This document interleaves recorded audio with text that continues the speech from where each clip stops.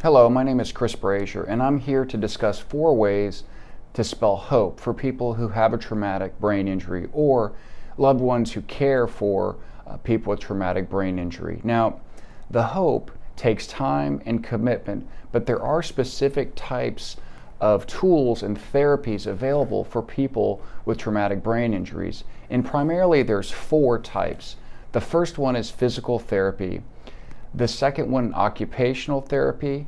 This third is speech therapy. And the fourth is cognitive therapy. And I'll break those down in a second. But first, I want to tell you a story about a gentleman who came to us for help who had a traumatic brain injury.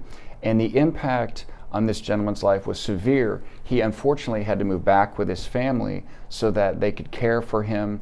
And initially they couldn't figure out how to best do that, and they really were losing hope.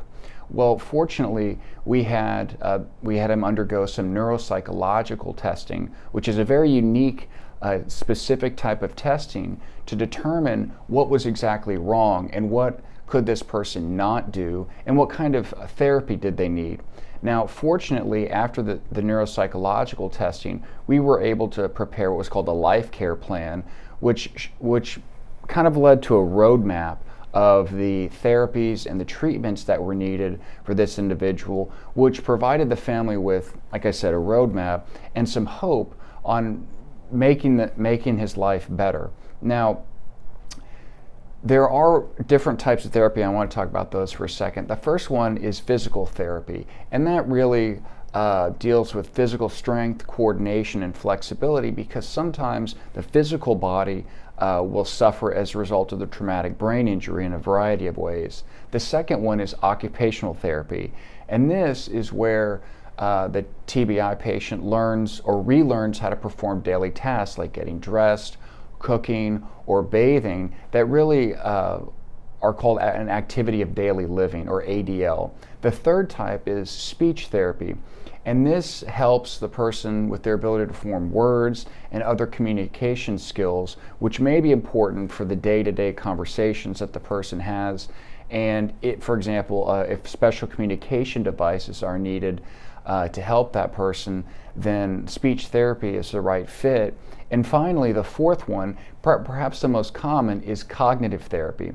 And cognitive therapy involves activities that are designed to improve the person's memory, their judgment, their perception, and things like that. Now, no one type of therapy is best for one specific type of patient, because what we found is many times there's a blend of therapies that are important, but really the most important thing to find out which therapy or therapies is the best fit so the families can have some hope is to get some testing done to determine what exactly are the deficits that the person, or problems that are the most severe for that person, and to have that done by a professional.